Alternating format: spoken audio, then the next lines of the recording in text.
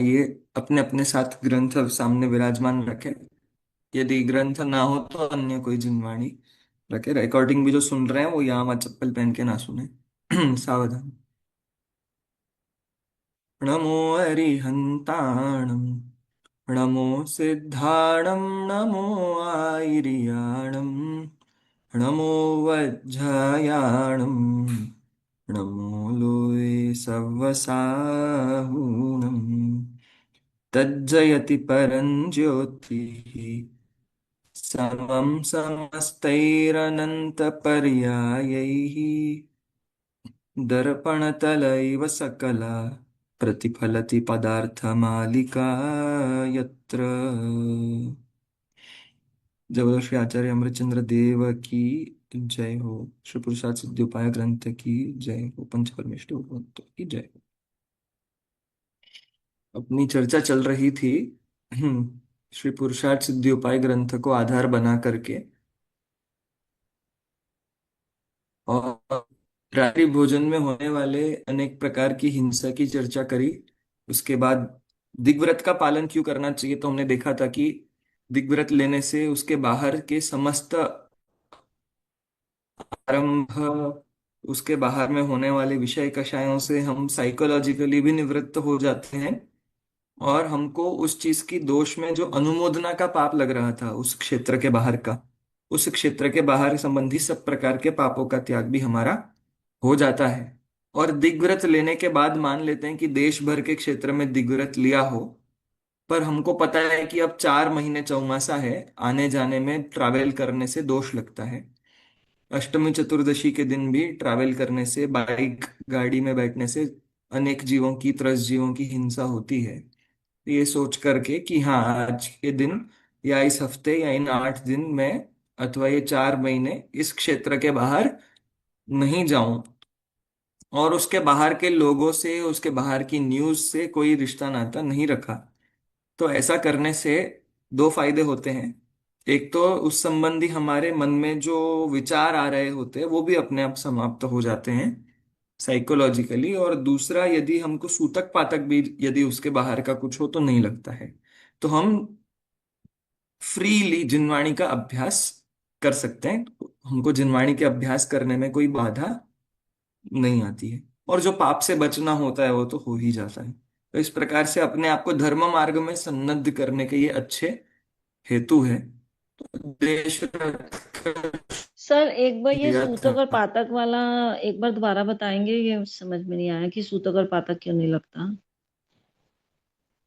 क्योंकि आप अपन उस क्षेत्र का सर्वथा अपन ने त्याग लिया है कि for example next 10 days out of Mumbai मैं आना जाना नहीं रखूंगी, उसके बाहर के लोगों से फोन पे बात नहीं करूंगी, उसके बाहर की न्यूज को नहीं देखूंगी। तो आपने देश रत लिया है, टोटल आउट लॉस्ट कनेक्टिविटी। तो उसके बाहर की होने वाली घटनाओं का भी हमारे साथ कोई संबंध नहीं है। तो मान लेते हैं कि बाहर कहीं किसी का कुछ देह विलय हुआ है, तो उसका हमको जो सूतक 10 दिन का लगने वाला होता है वो 1 दिन का ही पाल करके हम वापस ग्रंथाभ्यास में लग सकते तो हैं। इसके कारण आप जा सकते हो बाहर अगर किसी का देहांत हुआ है तो? क्या? यदि नहीं जा नहीं सकते, अपन जिनवाणी छू सकते हैं, नहीं तो जिनवाणी नहीं छूना चाहिए। यदि हमारे कोई नजदीकी किसी का कुछ देह विलय आदि होता है या पुत्रोत्पत्ति वगैरह होती है, तो जिनवाणी का स्पर्श नहीं करना चाहिए, है ना। तद्गत अशुद्धता हमारे परिणामों में रहती है, राग की मगर तीव्रता वो अथवा शोक की तीव्रता। मगर वो तो रहते हैं, तो फिर भी नहीं करनी आपका चाहिए।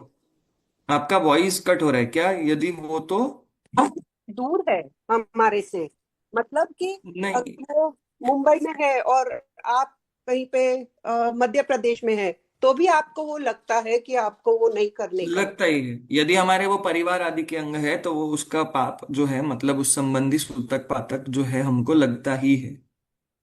जब तक हम पर उससे धर्म मार्ग में लगने का हमारा नियम नहीं है कि अभी मुझे देश व्रत लिया है अथवा जो भी लेते हैं बंधन, कि अभी मैं 10 दिन अत्यंत निवृत्त होकर के, जैसे पंच कल्याणक में 5 दिन के लिए दिलाते हैं, तो उनको, जैसे जो इंद्र वगैरह बनते हैं, तो उनको 5 दिन के लिए टोटली उसी प्रकार से मंत्र आदि विधि से वो नियम दिलाए जाते हैं कि आप एक देव पर्याय के जीव ही हो, वैसी स्थापना करी जाती है।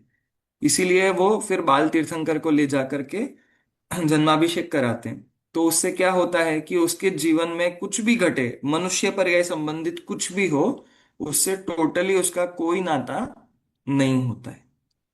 सर ऐसा नहीं है क्या कि अगर ऐसा किसी हमारे राग द्वेष को घटाने के लिए हम कुछ हम धर्म में लगें, जैसे आप बोल रहे हैं उसका ऑपोजिट कुछ करें कि हम उससे थोड़ा दूर हट देखो जाएं। धर्म जैसे विचार नहीं, देखो इस बात को समझें कि धर्म विचार करने का निषेध नहीं है, तत्व विचार करने का निषेध नहीं है। फॉर एग्जाम्पल मान लेते हैं कि हम बहुत गंदी कीचड़ आदि में के हाथों से हम लिपटे हुए हैं। आपका मन हो रहा है कि मैं जिनवाणी पढ़ूं, आपका बहुत मन हो रहा है, किसी ने आपको रोका, प्लीज डोंट टच। आप बोलोगे how can you stop me, मैं तो जिनवाणी छूऊंगी। क्या इतने गंदे हाथों से, कीचड़ वाले हाथों से जिनवाणी छूना उचित है क्या? जस्ट बिकॉज हम धर्म करना चाहते हैं।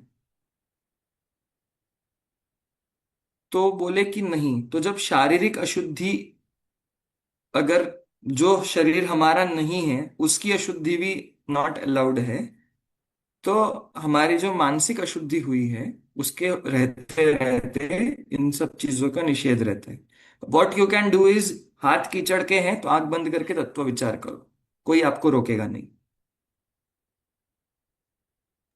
सो जब भी हमको ग्रीफ होता है, शोक होता है, तो हम लोग चिंतन कर सकते हैं, मगर जिनवानी को सुन सकते हैं वीडियोस ऐसे सुन यूट्यूब सकते में। हैं, सुन सकते हैं, बिल्कुल सुन सकते हैं, पर जनवाणी का स्पर्श करने का निषेध ओके। है ना। जैसे सांत्वना देने के लिए कोई आ रहा है तो वो आपको कुछ सुना रहा है तो उसमें कोई आपत्ति नहीं है। परंतु जो अत्यंत पवित्र है, जगत में सर्वोत्कृष्ट है, हमारे द्वारा प्रणम्य है, उस वस्तु को तभी छूना जब हम उसकी मर्यादा का मान रख पाए। तो ये 10 दिन का ही रहता है सूतक, मतलब 10 दिन तक रहना, ऑब्जर्व करना पड़ता है? अगर एक पीढ़ी का अंतर है, डायरेक्ट है, तो 10-12 दिन का कुछ होता है, फिर कम होते जाता है। जैसे स्त्री का विवाह हो जाने के बाद उसको उसके मायके संबंधी नहीं लगता है, ज्यादा नहीं लगता है, कम ही लगता है। डायरेक्ट माता पिता हो तो अलग बात है, पर बाकी वहां किसी की कुछ घटना घटे तो नहीं। तो ये सारे नियम हमारे शास्त्रों में दिए गए हैं। और इतनी ज्यादा जिनवाणी की जिसको महिमा है, मतलब कुछ लोग इसके ऊपर जरूर, अभी मैं ये बात कर लेता हूँ क्योंकि टॉपिक आया, फिर अपन ग्रंथ देखते हैं। कुछ लोग बोलते हैं कि हम जिनवाणी से दूर क्यों हटे, ये तो हमारा टाइम है कि हम मंदिर में ही आए, ये करे वो करे। तो पिछले 40 साल आप कहाँ थे? तब जिनवाणी की याद नहीं आ रही थी जब आप थाईलैंड गए थे घूमने के लिए? तब तो आप तो बिना दर्शन करे भी काम चला रहे थे। और अब आप सो कॉल्ड जिनवाणी की महत्व आज याद आ रहा है आपको शोक के टाइम पे? ये तो ऐसा हुआ कि पैसा डूबा है तो आप दोस्त बना रहे हो, पैसा नहीं डूबा है तो आप दोस्ती नहीं बनाते। तो ये दोस्ती है क्या? जब वो जीव था तब तो आप आए नहीं तत्व ज्ञान श्रवण करने पढ़ने, रोज का नियम नहीं था आपका। और अब आप रोज 2 टाइम सुनोगे 10 दिन तक, छूओगे। तो अगर इतना ही आग्रह है तो जिनवाणी याद क्यों नहीं किया आज तक? याद करो। और याद इसीलिए करना चाहिए कि ऐसे मौके पर जब हमारे हाथ पैर काम नहीं करे, जब हमारे परिणामों में अशुद्धि हो, जीवन में अशुद्धि हो, तो ऐसे समय पर हम तत्व विचार कर पाए, सामायिक कर पाए। ये तो ऐसा हुआ, एग्जाम टाइम आया, एग्जाम चालू हो गई, अब आदमी किताब लेकर के खोल रहे हैं, मैं पढ़ू भी नहीं। शेर खाने आएगा तो जिनवाणी खोल के थोड़ी बैठोगे, तो तत्व विचार करना है। ऐसा तो इसलिए इन सब चीजों को मजाक उड़ा करके साइड में नहीं करना चाहिए। जो जिनवाणी में उपदिष्ट है उसका यथा योग्य मर्यादा से पालन करना चाहिए।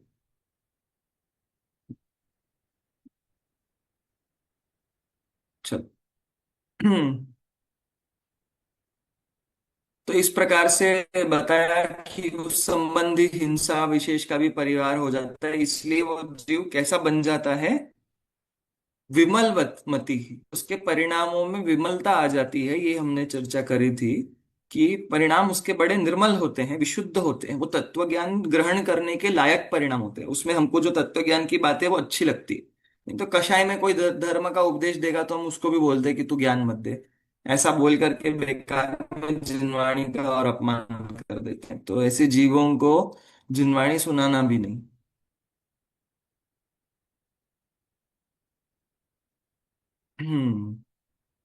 तो फिर हमने ये भी देखा था कि क्या क्या चीजें अपध्यान के अंदर में आती है। अनर्थ दंड व्रत के 5 प्रकार हमने देखे थे, छड़ाला में भी देखे थे। पिछली बार मैंने याद करने कहा था, तो किसी ने याद किया हो तो वेल एंड गुड। है किसी को ध्यान में?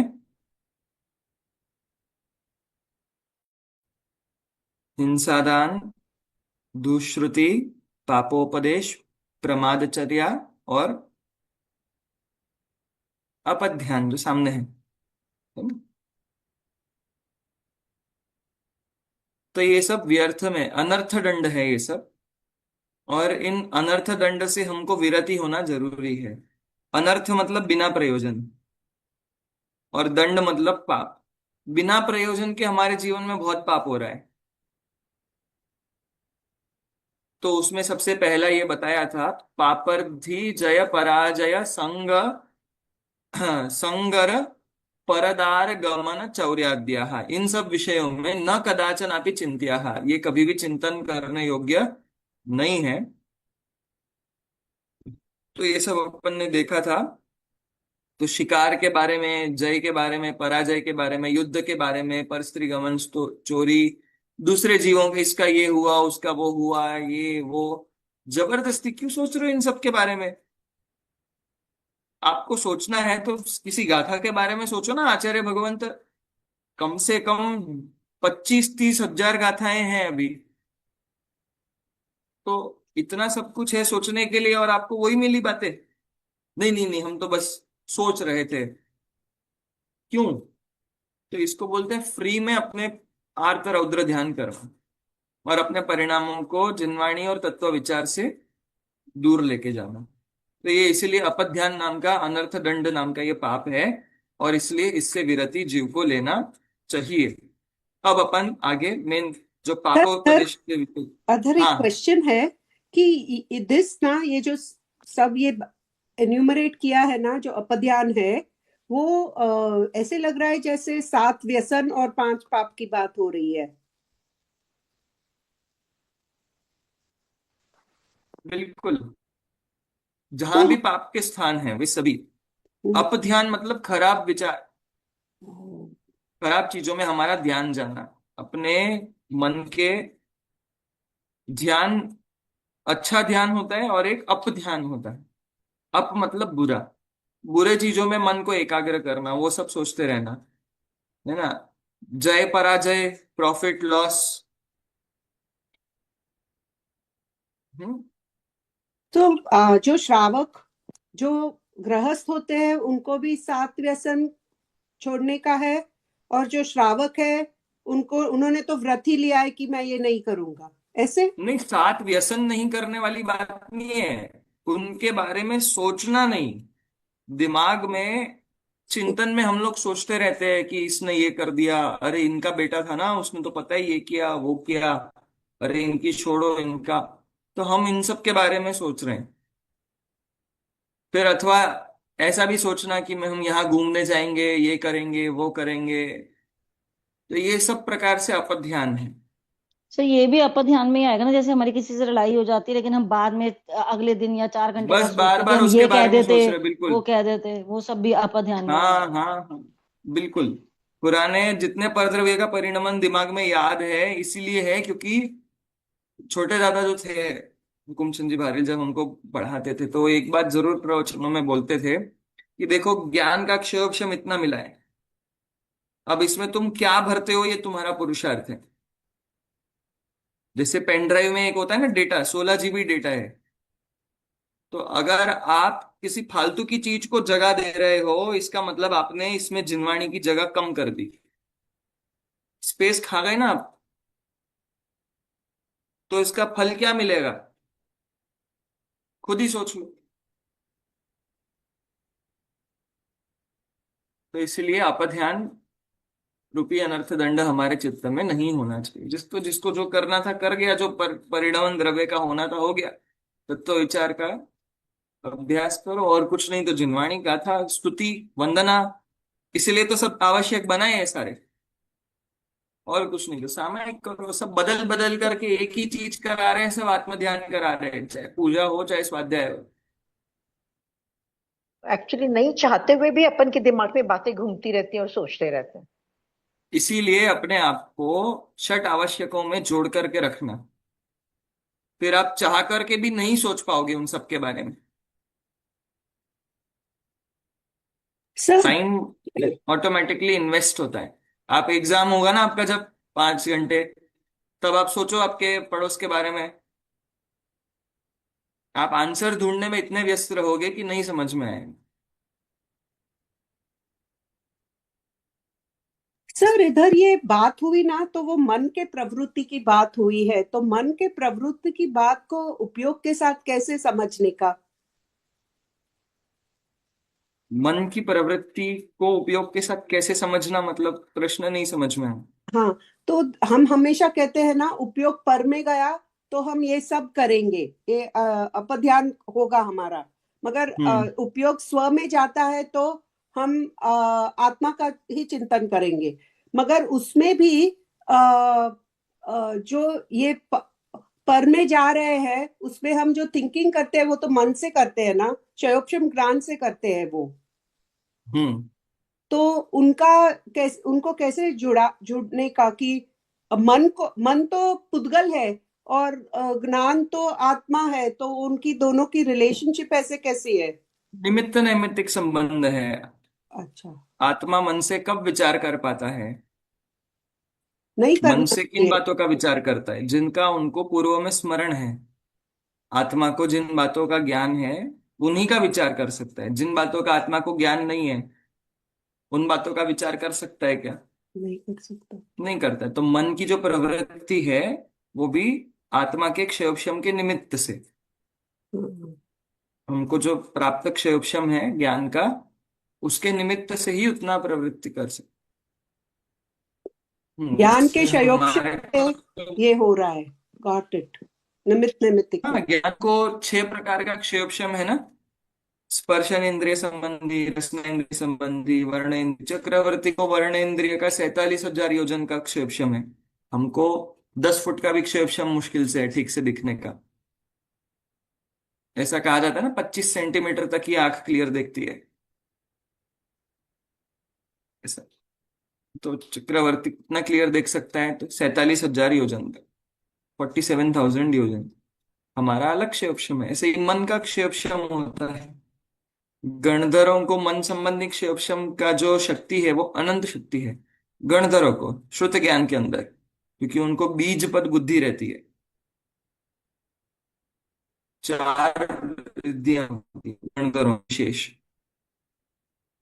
तो उतना विचार करने का, द्वादशांग को गूंथने की शक्ति, एक अंतर मुहूर्त में इतना गूंथने की शक्ति गणधरों को है, ऐसा। तो खैर यहाँ कह ये रहे हैं कि अपने आपको इन सब चीजों से बचाने के लिए क्या करे, तो यही सारे उपाय का है ना। स्वाध्याय करना, तत्व विचार करना, तत्व स्मरण करना, गाथाएं याद करना, ग्रंथ का विचार करना, ग्रंथ के ऊपर वाद विवाद आदि भी करना।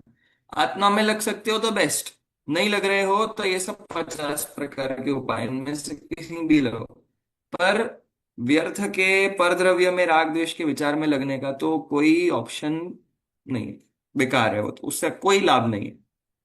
या तो अपने अंदर आत्मस्वरूप में रहो, या सामायिक आदि में, वंदना में, भगवान की स्तुति करने में लगो, कहीं भी लगो। सब घूम करके वापस आत्म स्वरूप पर लेके आओ। अब देखो, मैं ही पढ़ लेता हूं। विद्या वाणिज्य वाणिज्यम आ जाएगा।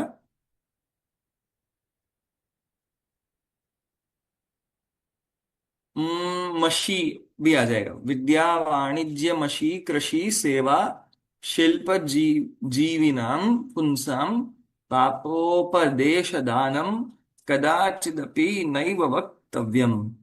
तो बोले कि कदाचिदपि नैव वक्तव्यम, कभी भी, कदाचिदपि मतलब कभी भी, नैव वक्तव्यम, नहीं बोलना चाहिए, नहीं उपदेश देना चाहिए। क्या? पापोपदेश दानम।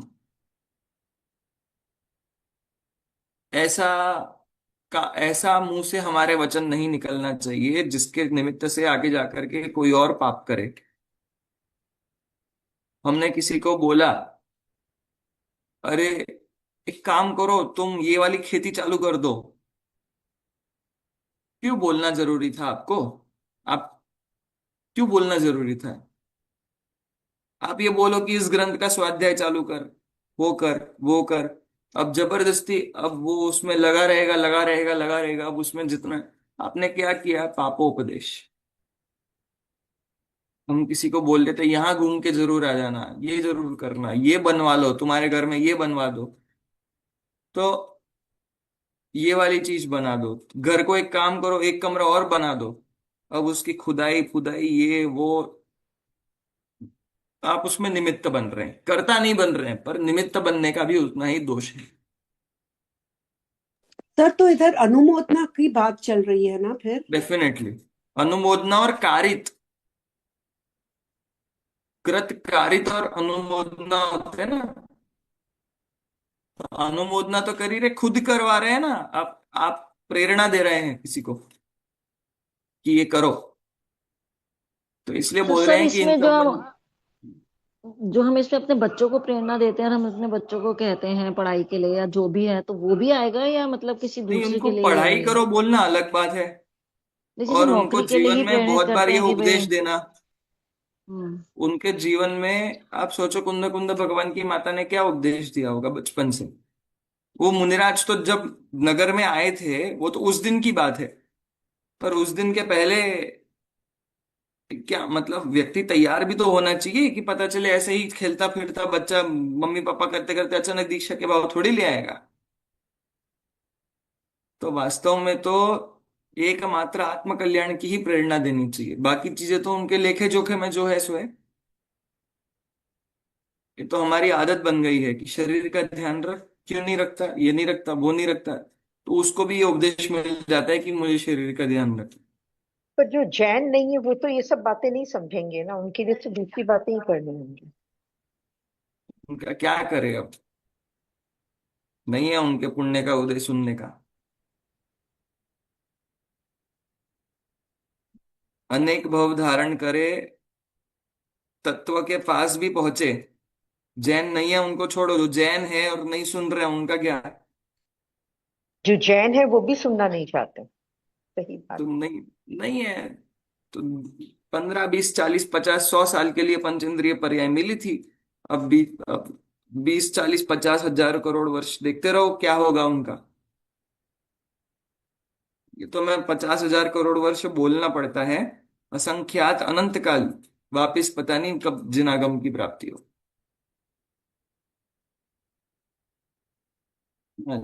तहते सर चले थावर तन धरे। थावर, पानी, अग्नि, वायु, लगातार कोई जीव अग्नि में कितना रह सकता है? अग्नि बना था, मर के अग्नि बना, वापिस अग्नि बना, वापिस मर गया, किसी ने मार दिया, वापिस अग्नि बना, किसी ने मार दिया, फिर अग्नि बना, मार दिया अग्नि बना, मर गया अग्नि, अग्नि वापिस अग्नि। क्योंकि अग्नि की आयु अगर नहीं भी मारे तो भी अधिक से अधिक 3 दिन की आयु होती है अग्नि का एक जीव की, तो मर ही जाता है। तो मार दे फिर अग्नि, मार दे फिर अग्नि, मार दे फिर अग्नि, तो ऐसे कितना काल निकल जाए। तो बोले कि असंख्यात तीर्थंकर बन जाए जीव, असंख्यात पंच कल्याणक निकल जाए, आज भी वो जीव मर के वापिस अग्नि बन रहा है। तो ये निरंतर अग्नि का एक बनने का है। ये तो सिर्फ एकेंद्रिय में एक अग्नि की बात कही, फिर निगोद की तो अलग ही कहानी है। निरंतर निगोद में उत्पन्न होने का काल है 2.5 पुद्गल परावर्तन। अब इसको मैं समझाने जाऊं तो न जाने कितना क्या लगे। एक पुद्गल परावर्तन का विचार करेंगे तो समझ में आएगा कितना अनंत काल। तो इसलिए बोल रहे हैं कि इस प्रकार से व्यर्थ में इन सब अमूल्य जीवन को गंवाना नहीं चाहिए, और कम से कम हमको तो हमारे मुंह से किसी को ऐसा पाप उपदेश नहीं देना चाहिए। बाद में पर उसको उसका करना है कर। मतलब शॉर्ट में हाँ, कहे तो अगर बच्चों को कहने का है तो खाली आत्म कल्याण हिसाब से ही बात करनी चाहिए। बिल्कुल बिल्कुल। और जिसको ये लगता है ना कि और तो कुछ कहना चाहिए, और तो कुछ कहना चाहिए, बोलो, हमको क्या जा रहा है। हम तुमको अनंत दुखों से बचाने की बात कर रहे हो, और आप बोल रहे हो कि थोड़ा तो संसार में धकेलना चाहिए, थोड़ा सा धकेलो। अनंत जीवों ने कोशिश कर ली, चक्रवर्ती बन बन करके उस पहाड़ पर जगह नहीं बची नाम लिखने के लिए। पहाड़ का नाम सुना है? कहाँ जाता है व्यक्ति नाम लिखने के लिए? चक्रवर्ती अपना नाम लिखने के लिए कौन से पर्वत पर जाता है?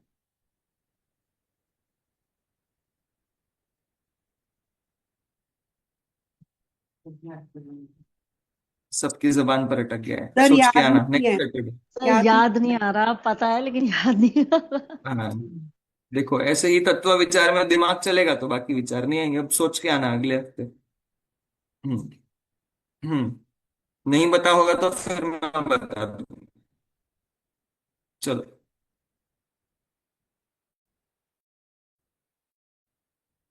अब प्रमादचर्या का निषेध अगले श्लोक में कह रहे हैं।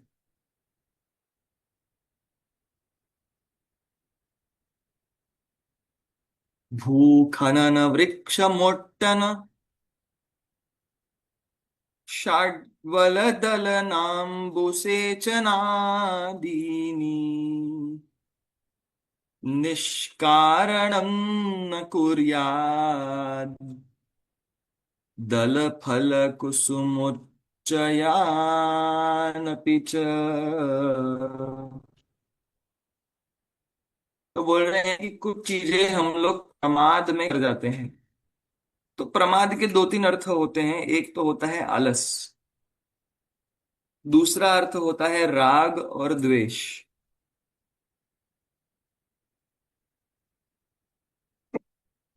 कषाय जिसको बोलते हैं। ऐसे तो प्रमाद 15 प्रकार का होता है,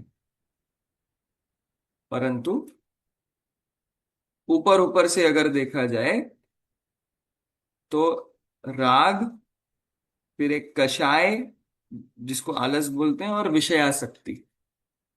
हालांकि सब राउंड अबाउट एक ही जैसे हैं सारी चीजें, परंतु ये 15 प्रकार के प्रमादों में आते हैं। आप लोगों ने में से किसी को ध्यान है नाम 15 प्रकार के प्रमादों का?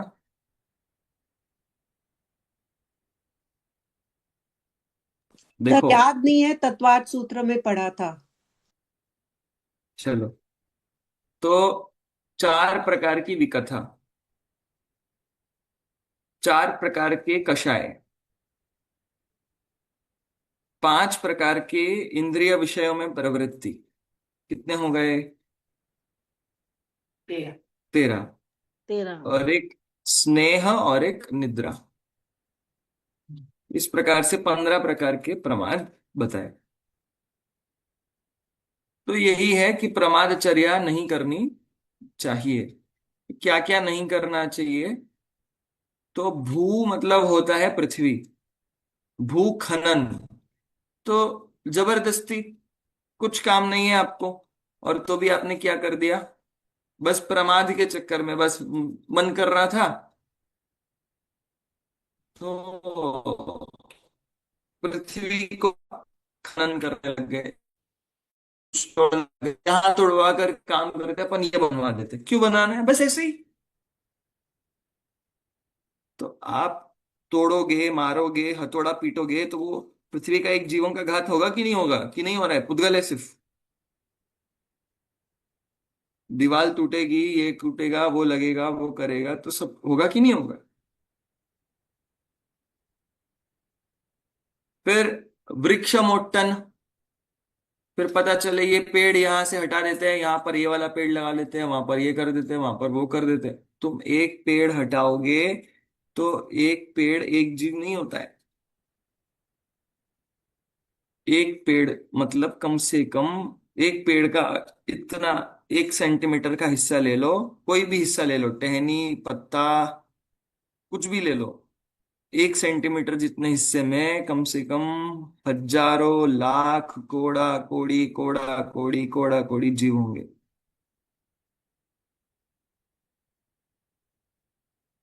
तो एक पूरा पेड़ हटाने में कितना बड़ा दोष होगा।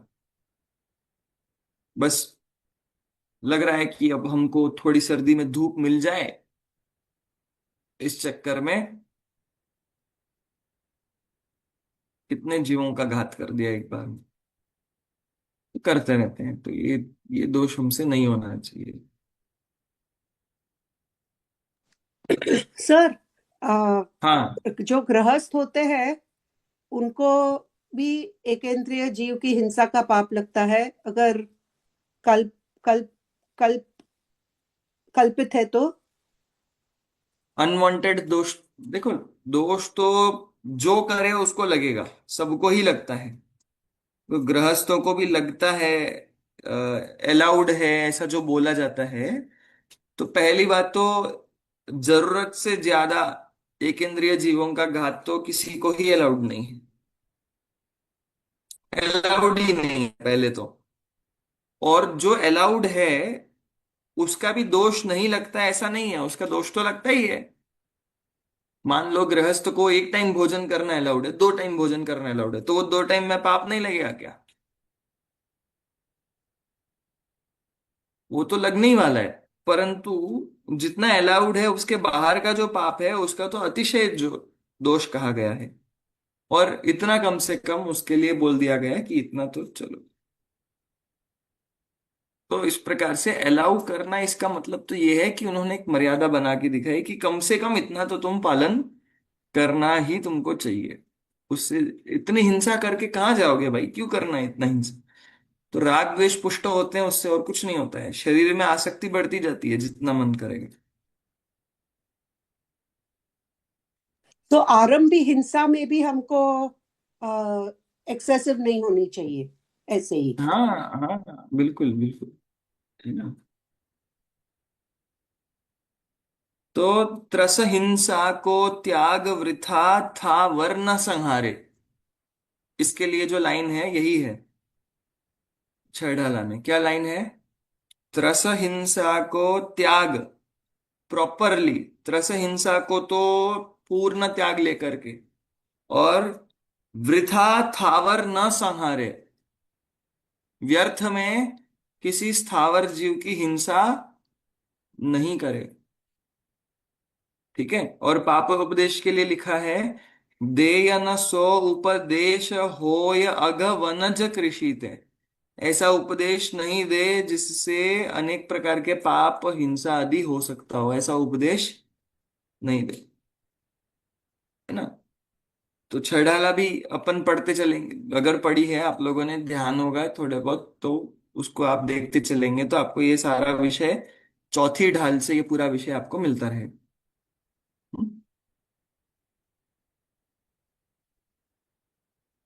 फिर बोल रहे हैं दल षाड्वल दलन अंबुसेचन आदि जितनी क्रियाएं हैं। तो बोल रहे हैं कि अ, ऐसा पेड़ नहीं उखाड़ रहे अपन, पर मान लो लॉन है, पर उसमें घास बढ़ गई है, तो क्या करते हैं? कटिंग करा दिया, लेवल कर दिया, अथवा उसमें कुछ खोद करके और कुछ कर रहे हैं, ये कर रहे हैं वो कर रहे हैं, तो इनमें भी क्या हो रहा है ना।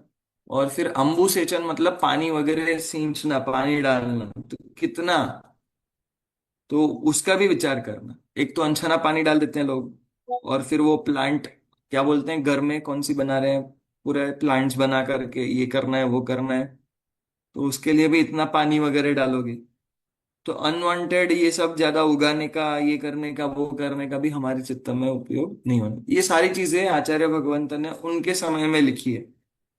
हमको इन चीजों में और चीजें भी ऐड की जा सकती है जो इस काल में हमको समझ में आता है कि अनवांटेड पाप में होने वाली प्रवृत्तियां हैं जिसका कोई मतलब नहीं है।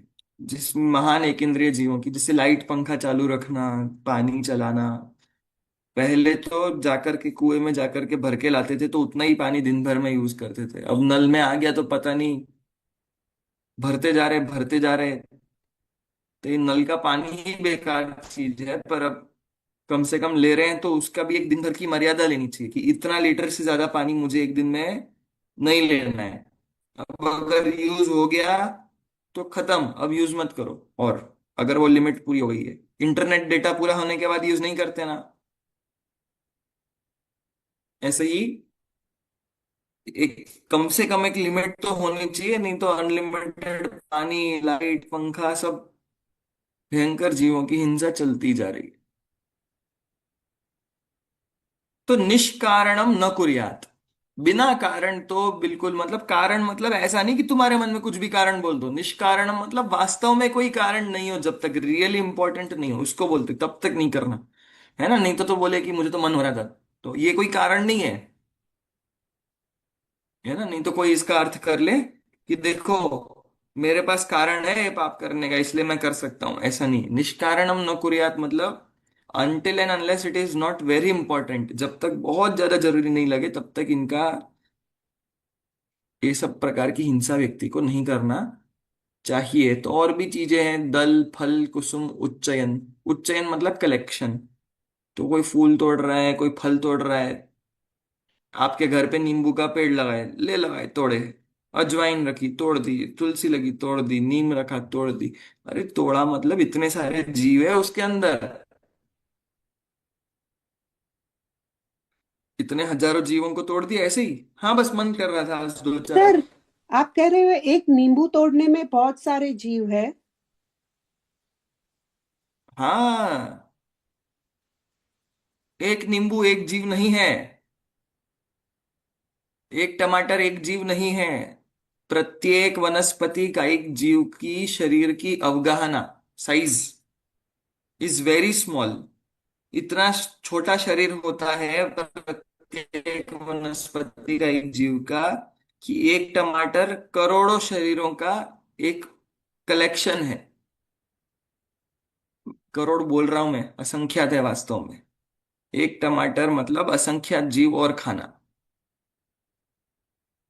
इसीलिए हरी आदि नहीं खाते अपन अष्टमी चतुर्दशी को, क्योंकि असंख्यातों जीवों की हिंसा होती है और उसमें अभी भी जीव उत्पत्ति हो रही होती है। सूखा खाते हैं तो उसमें यह है कि जीव उत्पत्ति एक बार होकर के समाप्त हो गई। उसका मतलब ये हुआ कि अगर टमाटर में ही इतने सारे जीव है तो पोटैटो एंड अनियन में तो कितने कितने कितने ज्यादा होंगे।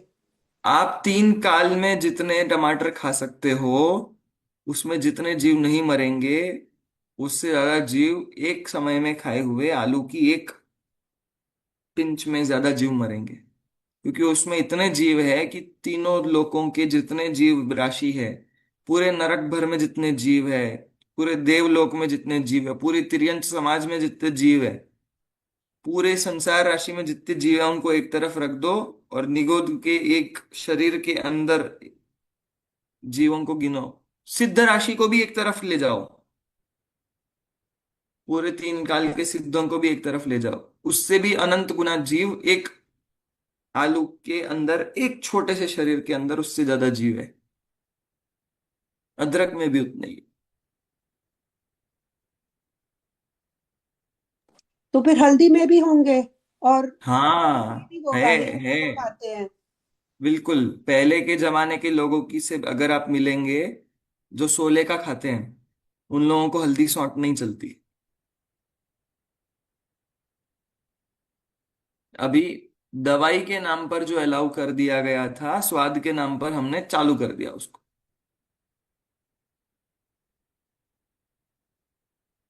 बस वो जस्ट जस्ट बिकॉज वो सूखा अवेलेबल होता है डज नॉट मीन कि उसमें उतनी हिंसा नहीं हुई थी।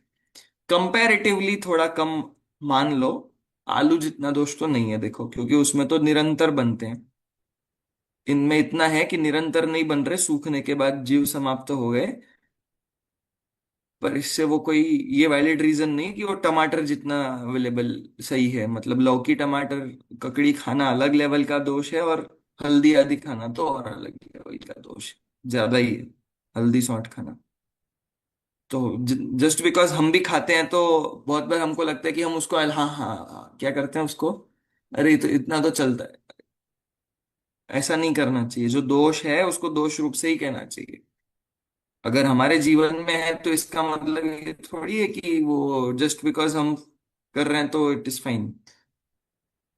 है तो दोष, ये मान बहुत कषाय गलत। हो जाएगी ना, द्वेष हो जाएगा फिर तो। अगर ऐसे नहीं, सोच के कि आप अलाउड, तो वो द्वेष हो जाता है जीव के प्रति। द्वेष तो हो ना हो, व्यक्ति को बहाने मिलता है कि धर्म कितना सही, जितना मैं पाल रहा हूं वो सही। हमारी आदत हो जाती है, जितना हम जो हम पाल रहे हैं ना, वो जो जो लोग नहीं पाल रहे हैं, वो लोग हमको लगते हैं तुम बिगड़े हुए। और जो हमसे ज्यादा पाल रहे हैं हमको लग रहा है क्या कर दिया है।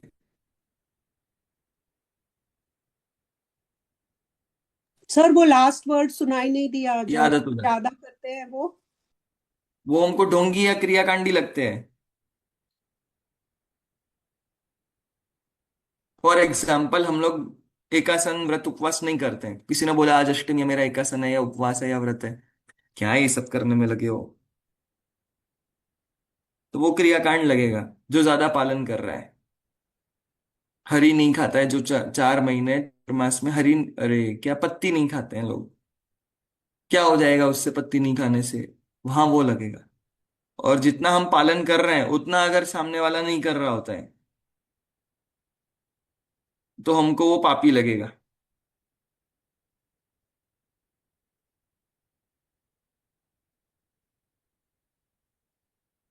तो मैं जितना पालन कर रहा हूं that is the perfect level, ऐसा हम सबको लगता है। चलो आगे बढ़ते हैं। अब हिंसा दान की बात हुई, तो ऐसे वस्तु नहीं देना जिससे हिंसा का जो साधन बनता है। तलवार, चाकू, ये वो जितनी भी चीजें हैं, तो हिंसा के जितने भी उपकरण हैं, उन उपकरणों को दूसरों को नहीं देना। अब ये वाला जो अनर्थ दंड है, जो मुझे ऐसा लगता है कि वो काल था जब युद्ध आदि होना बड़ा नॉर्मल था। तो जरूर लोगों के ऐसे बिजनेस होते होंगे कि अलग अलग प्रकार के छुरे, तलवार और जो भी चीजें हैं, हालांकि आज भी है, पर आज वो आतंकवाद में गिने जाते हैं। पहले वो लगता है नॉर्मली राजा के काम में ही आते होंगे। मतलब पहले तलवार वगैरह बेचने वाले एक नॉर्मल सज्जन भी हुआ करते होंगे, ऐसा मुझे लगता है। तो किसी को पता चले गिफ्ट में ही तलवार दे दी, तो हो सकता है ये बस मैं एक अपना एक विचार बस प्रस्तुत कर रहा हूं। तो इसलिए हिंसा के उपकरणों का दान नहीं देना चाहिए, ये इसका मेन जिस्ट है। श्लोक इस प्रकार से है। असी धेनु, धनु होना चाहिए, धेनु लिख रहे हैं। असी धनु विष हुताशन लांगल करवाल कार्मुकादीनाम। किसी के जिनवाणी में धनु है क्या? धेनु ही लिखा है क्या सबका? धेनु लिखा है। एक्चुअली धेनु मतलब तो गाय हो जाएगा। धनु होता है धनुष बाण वाला धनु।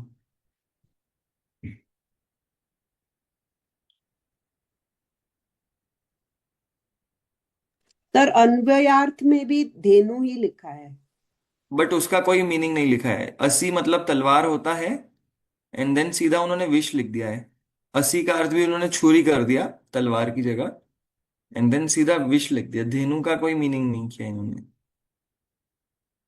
मोस्ट प्रोबेबली धनु होना चाहिए, बिकॉज, तलवार भी लिखा हुआ है। वृष अग्नि हल तलवार धनुष आदि। है ना? तो क्या क्या लिखा है, पहला क्या लिखा है? छुरी विष अग्नि हल तलवार धनुष आदि। देखो धनुष, ठीक है, ये इसमें भी, यहाँ पर स्क्रीन पे भी देखिए, ये धनुष लिखा है। तो मोस्ट प्रोबेबली धनु ही होना चाहिए, धेनु नहीं होना चाहिए ये। और 12 अक्षर भी अपन गिनते हैं, अ सी धे नु वी श हु। ता, श और न, तो 12 तो हो रहा है ऐसे। धेनु से बैठ तो रहा है, बट अगर धनुर होगा तो बेटर होगा, धनुर। तो अस्सी धनुर विष हुताशन, देखते हैं। पर खैर यहाँ पर अर्थ तो अपन को धनुष ही लेना है, क्योंकि गाय तो क्या है, कोई हिंसा का उपकरण तो है नहीं। तो तलवार, धनुष, विष देना किसी को, ये भी बांटते होंगे। वो पुराने राजपाट में तो ये चलता ही था कि ये वाला विष दे दो, है ना। तो हुताशन मतलब होता है आग, है ना। तो फिर लांगल, करवाल, कारमुक, तो अब ये सारे अलग अलग प्रकार के होंगे हिंसा के उपकरण, बट मुझे इनका शब्दशः ध्यान नहीं है अर्थ क्या है। एक बार शब्दकोश में देख करके अपन विचार करेंगे। तो इन सब वस्तुओं का क्या, इस प्रकार के उपकरणानाम, इस प्रकार के उपकरणों का, बोले किसके उपकरण, हिंसाया, इस प्रकार के हिंसाया उपकरणानाम, इन इस प्रकार के हिंसा के उपकरणों का जो वितरण है, बांटना, देना, बेचना, उस वितरणम परिहरेत, उस वितरण का परिहार करे जीव, उससे बचे।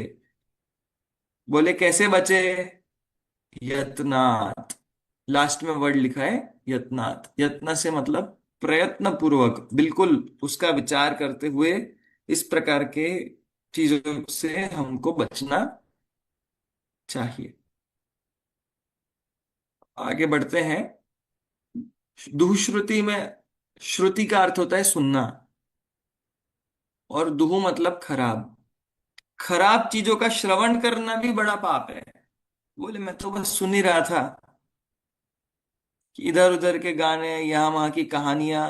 अब इसमें देखो, सुनने में पढ़ना भी इंक्लूडेड है। अगर आप सिर्फ वो सब फालतू की चीजें पढ़ भी रहे हैं, है ना, अरे इसका क्या हुआ, उसका क्या हुआ, वो बस मैं पढ़ ही रहा था बस उसके बारे में, अथवा वो वाली किताब है, वो इंग्लिश लिटरेचर, ऐसा वैसा, मैं मना करता हूँ। जिन्होंने शास्त्री करी है, मैं मना करता हूँ कि इधर उधर के आप व्यर्थ की पढ़ाई में चेंज मत करो स्ट्रीम, ये सोच के कि वहां ज्यादा फील्ड मिलेगा। फील्ड तो तुमको अपने पुण्य उदय अनुसार मिलने वाला है। तो ऐसी जगह, ऐसी फील्ड मत चूज करो जिसमें राग द्वेष की कथी कहानियां ही चलने वाली है। तो अब आप इंग्लिश लिटरेचर वगैरह पढ़ोगे तो उसमें क्या आएगा, कौन इंग्लिश लिटरेचर के नाम पर तत्व ज्ञान का इंग्लिश लिटरेचर पढ़ाया जाने वाला है यूनिवर्सिटीज में। वही रोमियो जूलियट चलेगा, वही विलियम शेक्सपियर चलेगा, वही पता नहीं और भी जो चीजें होंगी, वही सब चलने वाला है। तो दिमाग में वही चलने वाला है, फिर कान में वही सब रंग राग द्वेष की बातें चलने वाली है। कौन तत्व ज्ञान उसमें पढ़ाने वाला है। इंग्लिश लिटरेचर के नाम पर तत्व ज्ञान थोड़ी चलता है किसी स्कूल कॉलेज क्लासेस में। किसी इंग्लिश लिटरेचर के कोर्स में मुझे नहीं लगता है कि कोई तत्व ज्ञान की चीज लिटरेचर के कोर्स में इन्वॉल्व होगी। इसलिए ये सब चीजें पढ़ाने से कोई लाभ होने वाला हो तो अलग बात है, बाकी उस फील्ड में भी नहीं जाना चाहिए, ऐसा दादा का बहुत जोर से कहना था। तो बाकायदा क्यों, क्योंकि दुष्श्रुति, फालतू की बातें दिमाग में, कान में जाना ही नहीं चाहिए।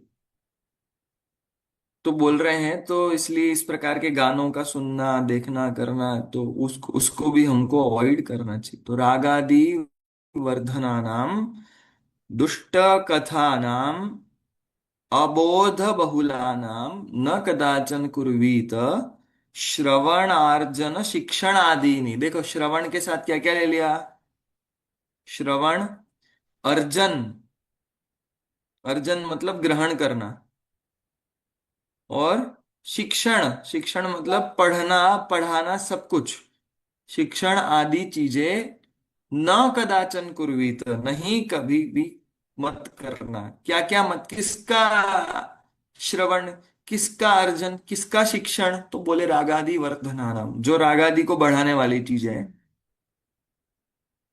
तो बोले क्या क्या बातें, तो बोले दुष्ट कथा। दुष्ट कथा मतलब दोष युक्त जितनी कथाएं हैं, कथा मतलब बातें, कहानियां नहीं सिर्फ, कथा मतलब बातें। अपने आप से पूछना, अपन इसकी बात क्यों कर रहे हैं। नहीं बस ऐसे ही नहीं कर रहे थे, ये आपके राग द्वेष बढ़ा रही है, मत करो, मौन रहो।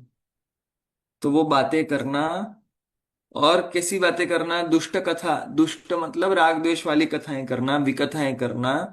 और अबोध बहुल, अबोध मतलब अज्ञान, और बहुल मतलब बहुत ज्यादा, जिसमें बहुत ज्यादा अज्ञान का पोषण किया गया हो, वो सब बातें, उनका श्रवण, उनका शिक्षण, उनका पढ़ना। बहुल मतलब मेजॉरिटी, जिसमें अज्ञान की मेजॉरिटी हो, उन चीजों का पढ़ना पढ़ाना सब दुष्श्रुति नाम का अनर्थ दंड है। सच बताएं तो तत्वज्ञान छोड़ करके, पाठशाला छोड़ करके, बच्चों को 6 घंटा इधर की स्कूल, फिर इसकी कोचिंग, इसका वो करना, आप क्या कर रहे हो, दिन भर उसके कान में दुष्श्रुति करवा रहे हो। कान में तत्व ज्ञान पढ़ना दुर्लभ करा दिया है। हफ्ते में एक दिन मिलता है आजकल, वो भी नहीं जाते। कर क्या रहे हैं, दुष्श्रवण, दिन भर का दुष्कृति। तो पहले तो माता पिता को दोष लगता है, और बाद में वो खुद जीव करे तो उसको खुद को भी दोष लगेगा ही। तो ऐसे स्थानों से बचना, ऐसे लोगों से बचना, इस प्रकार के कोर्स, करियर, स्ट्रीम्स, व्यापार, सब चीजों से बचना जिनमें ये सब चीजें सुननी भी पड़े। क्या बात करोगे, विचार करो। हम किसी भी फील्ड में रहेंगे, कंप्यूटर की फील्ड में कोई चला गया, ये कंपनी बेकार है, इनने तो ये कर दिया, ये तो सबको लूट रही है, सबको ये कर रही, वो कर रही, तो इस प्रकार से,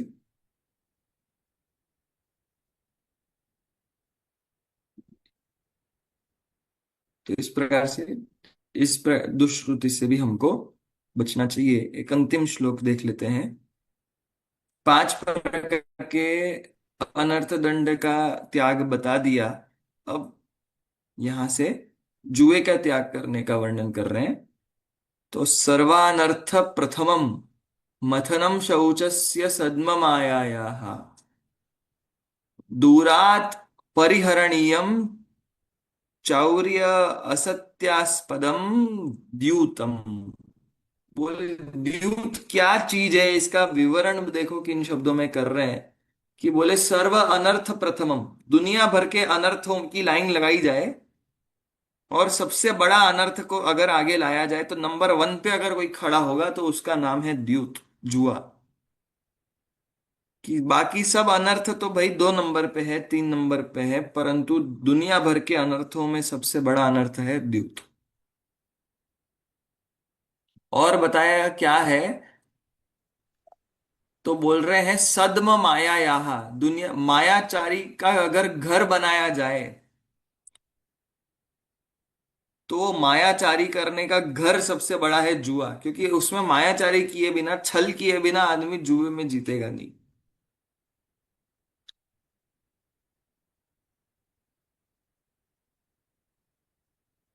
और बोले कि शौच मतलब शांति, पवित्रता, उस शौच का मथन कर देने वाला है, मथ देगा उसको, चूर देगा पूरा का पूरा। दुनिया, जिंदगी में थोड़ी सी पवित्रता जो बची थी, वो भी नहीं बचने दे सकता है। तो जितना पवित्र होगा सब खत्म हो जाएगा। तो पूरा मथ देने वाला है, पवित्रता को पूरा मथ देने वाला है, माया का घर है, दुनिया भर के अनर्थ। आप सोचो एक लाइन में कितना बोल गए आचार्य भगवंत। और क्या है ये, तो बोले चौर्य और असत्य का आस्पद है। आस्पद मतलब स्थान। कि बोले कहाँ रहता है, मानो इसमें मतलब चौर्य मतलब चोरी, और असत्य तो यहां पर इसके साथ बैठे ही मिलेंगे हमेशा।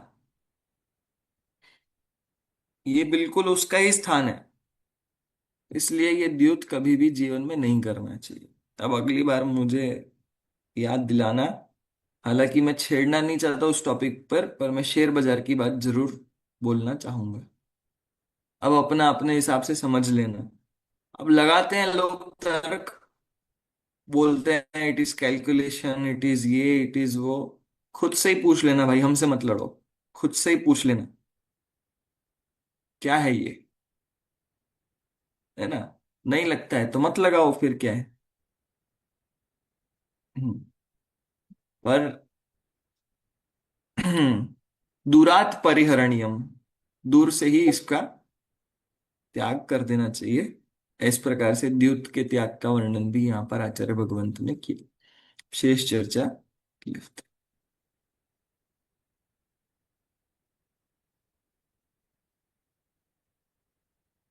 जिनवाणी। निज निधि निज में बताई, यह अनंत उपकार है। इसके लिए जिनवाणी माँ को वंदना शत बार है, वंदना शत बार है।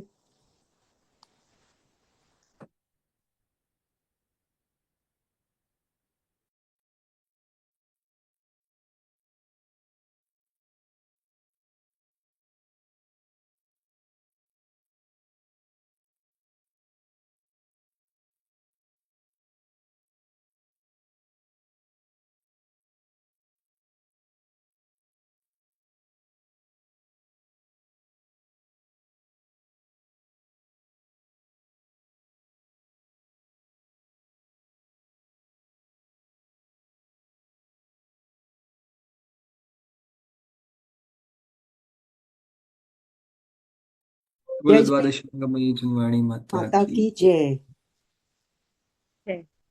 थैंक यू जय सर। जिनेन्द्र। जय जय जिनेन्द्र जय जिनेन्द्र। सर की जय जय। सभी को। Thank you.